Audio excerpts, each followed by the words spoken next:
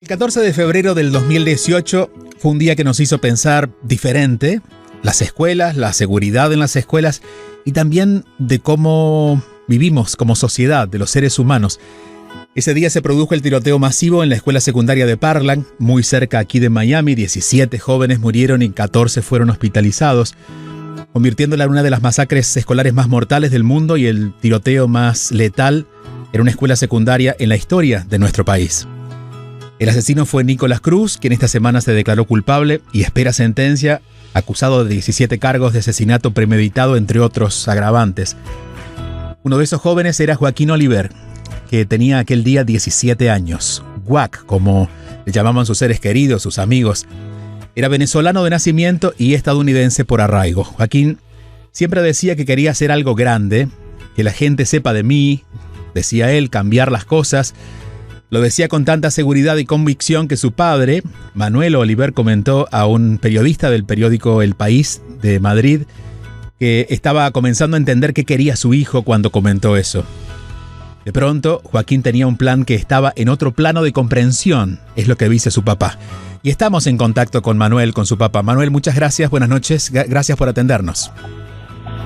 Buenas noches, Julio. Muchas gracias por tenerme en tu programa. ¿Cómo han vivido estos días? Sobre todo porque el tema ha vuelto a la luz con las declaraciones de Nicholas Cruz. Te he visto muy activo en los medios, incluso nacionales.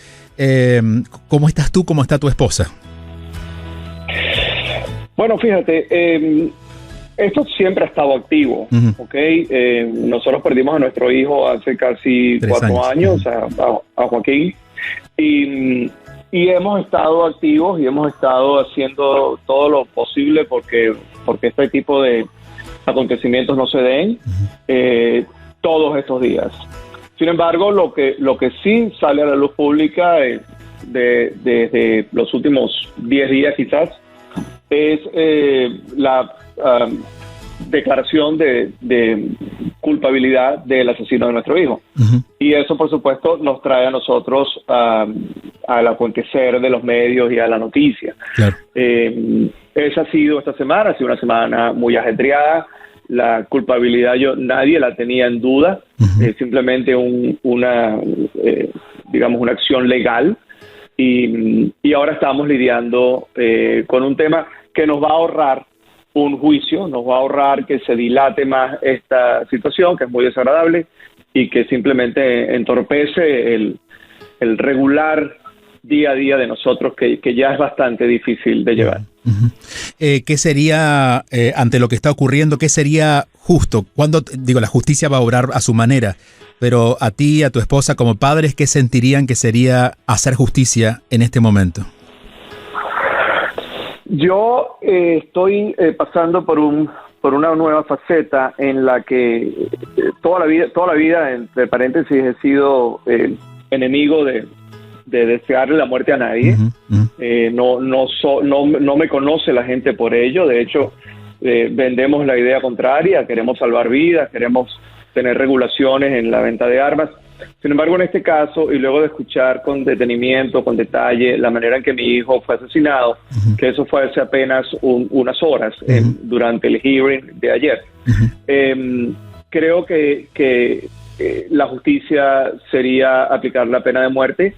Y si bien no soy 100%, no le deseo la muerte a nadie, pero sí deseo que se haga justicia, y pareciera que esa justicia es la que está en mayor balance con lo que le sucedió a Joaquín.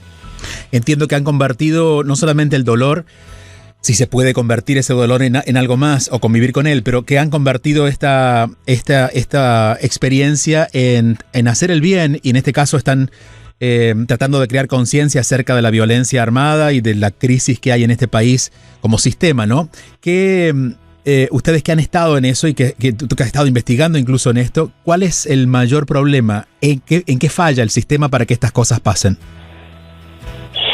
Bueno, para que te hagas una idea y se hagan una idea tus oyentes, desde que mi hijo fue asesinado, han muerto más de 140,000 personas en los Estados Unidos, y te doy datos que no los estoy, que son ciertos. Son claro, entiendo. Sí. No te estoy no te está hablando un fanático para tratar de convencerte de una cosa que no sea cierta. 140.000 personas alrededor han muerto por consecuencia de la violencia de las armas, lo que quiere decir que como sociedad hemos hecho muy poco o nada. Y el trabajo nuestro es recordar, no es lo que viste ayer, no es lo que se vio hace una semana. El trabajo nuestro ha sido sin parar, a diario, recordándole a las personas el riesgo que corremos viviendo en un país en que no existen regulaciones en una industria, lo cual parece mentira en la nación de las regulaciones, en una industria que puede atentar contra la vida de personas inocentes, como le sucedió a mi hijo y a las otras 16 víctimas ese día. ¿Y te has encontrado con una pared en este intento de cambiar el sistema? Es decir, ¿crees que se puede cambiar y por algún lado se está evitando, o crees que solamente es desconocimiento? Creo que hay una combinación de ambos. Creo que se puede cambiar. Creo que hay una conozco que hay una complicidad entre muchos de nuestros líderes políticos y la industria armamentística, incluso la Asociación Nacional del Rifle, pero también sé que hay una nueva generación de americanos que no cree en esa tendencia, que lucha y quiere un futuro mejor, un futuro sano, un futuro libre en el que pueda la gente convivir en paz sin tener que matarnos el uno al otro. Esto es una guerra interna, esto es una guerra en que el enemigo somos nosotros mismos, pero afortunadamente estos jóvenes van a cambiar las cosas.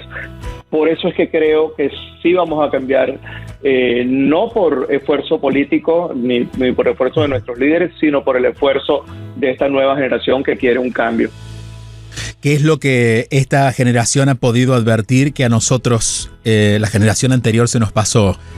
¿O fuimos muy distraídos o no ocurrían estos problemas y por eso no teníamos conciencia?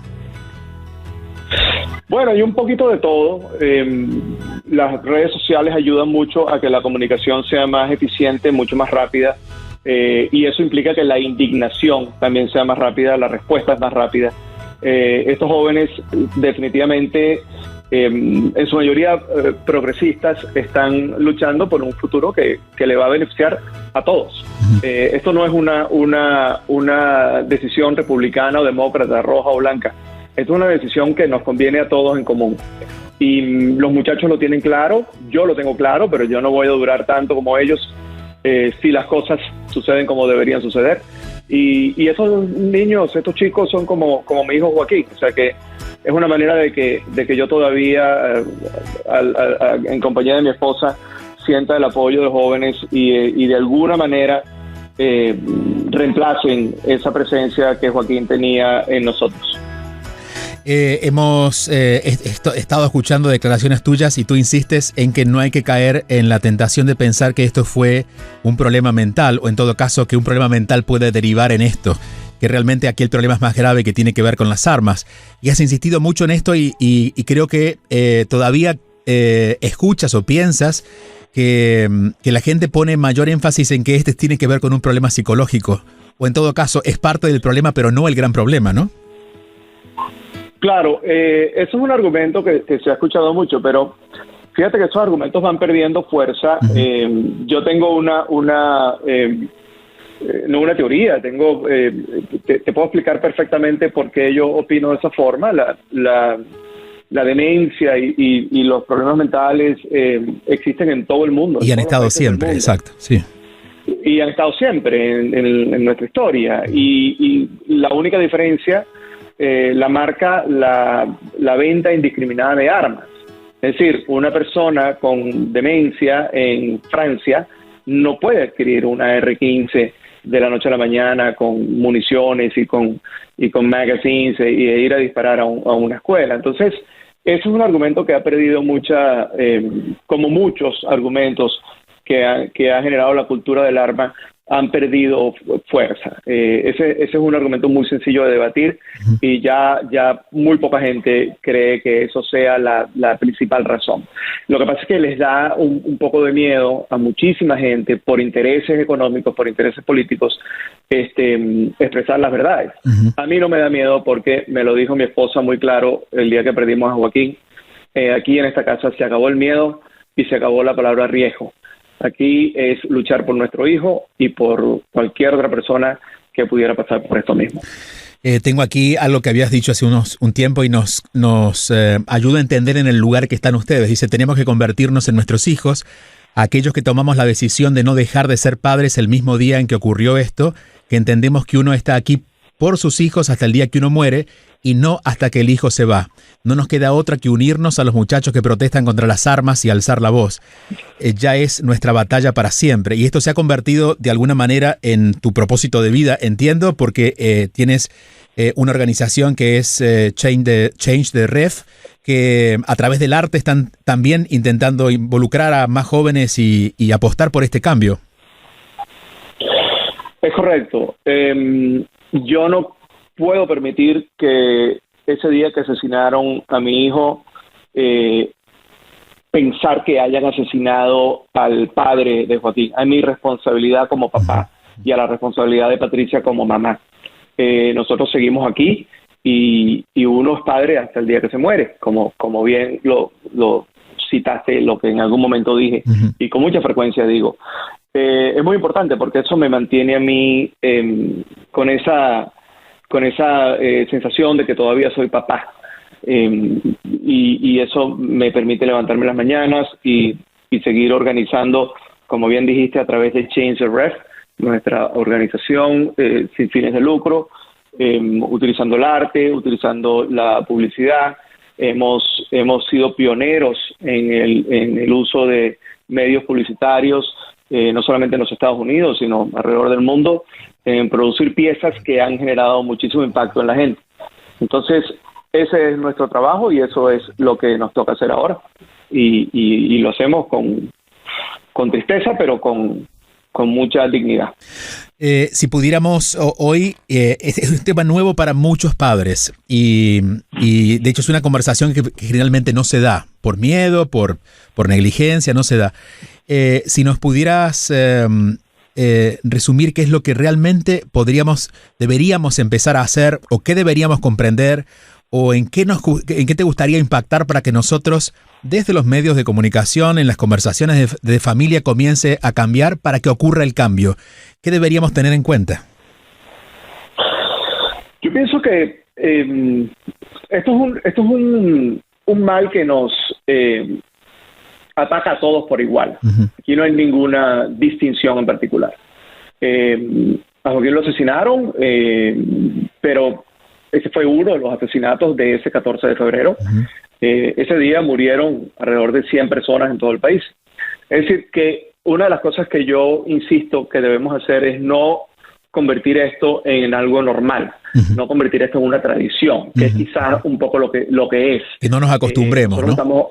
Que no nos acostumbremos, porque simplemente al convertirse en una tradición comienzan a surgir versiones que intoxican más la realidad. Por ejemplo, habrás escuchado en más de una ocasión que la única manera de prevenir que una persona mala con un arma atente contra alguien es que una persona buena tenga un arma, lo cual es muy subjetivo, porque la maldad y la bondad pues son absolutamente volátiles. Tú puedes ser bueno hoy y malo mañana.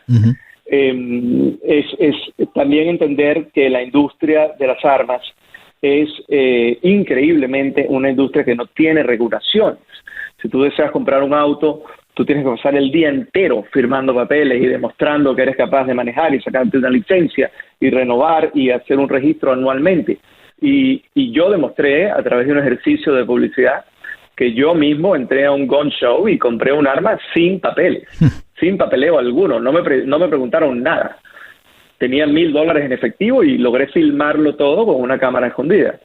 Entonces yo tengo que mostrar esa realidad. Tengo que hacerle ver a la gente lo que no me hicieron ver a mí. Porque creo que si yo hubiera tenido el chance de escuchar a alguien como yo, o alguien como mi esposa, o como muchos grupos que hoy en día pelean por esto, quizás yo hubiera podido ser parte de la solución antes de que a mi hijo lo asesinaran. Si yo hubiera estado armado, si yo hubiera tenido un arma en mi casa, de nada me hubiera servido ese día. Probablemente me hubiera servido para quitarme mi propia vida después de esa tragedia. Entonces, un alto porcentaje de las muertes por violencia de armas son suicidios. Vivimos en un país donde la gente se suicida. Vivimos en un país que durante la pandemia, hace apenas un año, mientras que otras naciones alentaban a sus ciudadanos a que compraran jabón, a que se lavaran las manos, a que mantuvieran distancia, a que se pusieran una máscara, nosotros determinamos que las armas eran esenciales. Y eso es inconcebible. Tú veías gente saliendo a comprar armas. Nosotros nos armamos, pero con un porcentaje altísimo durante la pandemia, porque ese es un temor, un psicoterror que el sistema, independientemente de la administración, Julio, yo no estoy, esto no es un problema político, te repito, esto es un problema ético. Sí. Y a mí me ha tocado este problema en la transición de dos administraciones que son antagónicas, absolutamente distintas, pero ambas ineficientes en la solución. Cosa que me termina de convencer de que esto no va a ser una solución política, porque los políticos tienen muy poco interés en que esto se resuelva, o muy poco poder. Tienen una división de poderes que no permite solucionar casi que nada. Bueno, tú sabes que las democracias siempre terminan con las mejores decisiones. Hace una semana estábamos conversando aquí, de hecho con militares que tienen la referencia más cercana a las armas, y nos decían, a veces el trabajo, se hace un buen trabajo, pero las decisiones políticas terminan arruinando, porque es como querer encontrar una solución que al final no quieres encontrar, ¿no? Entonces es un perro que se come la cola todo el tiempo y que nunca termina, y de verdad creo que creando conciencia como ustedes lo están haciendo, será más lento, pero será más efectivo también, aunque sea a mediano plazo. Es correcto.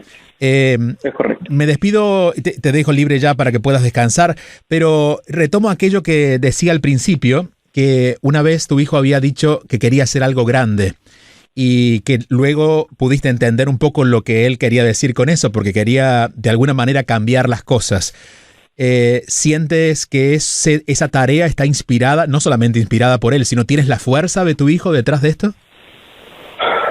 Siempre tengo la fuerza de mi hijo, lo lloro, lo extraño, lo admiro, me he convertido en un fan de mi hijo, he conocido cosas de él, lo conocía muy bien, ojo, tenía una relación única con mi hijo, mi mejor amigo, mi confidente, vivió todo el proceso de inmigración que su familia vivió, estaba muy orgulloso de nosotros, y sí, en algún momento él me dijo que quería ser grande, no creo que se refería a esto precisamente, claro. Pero esa frase y esa conversación quedó grabada en mí, y voy a hacer lo imposible, voy a dar la vida si es necesario, porque se reconozca el esfuerzo que Joaquín, su energía y su legado producen sobre la sociedad americana. Y no voy a descansar hasta por lo menos comenzar a ver el cambio. Manuel, te agradecemos mucho nuevamente, abrazamos a ti, a tu esposa, y aquí estamos en lo que sea útil para la tarea que queda por hacer. Te mandamos un abrazo grande, muchas gracias. Muchas gracias a ti, Julio, y buenas noches.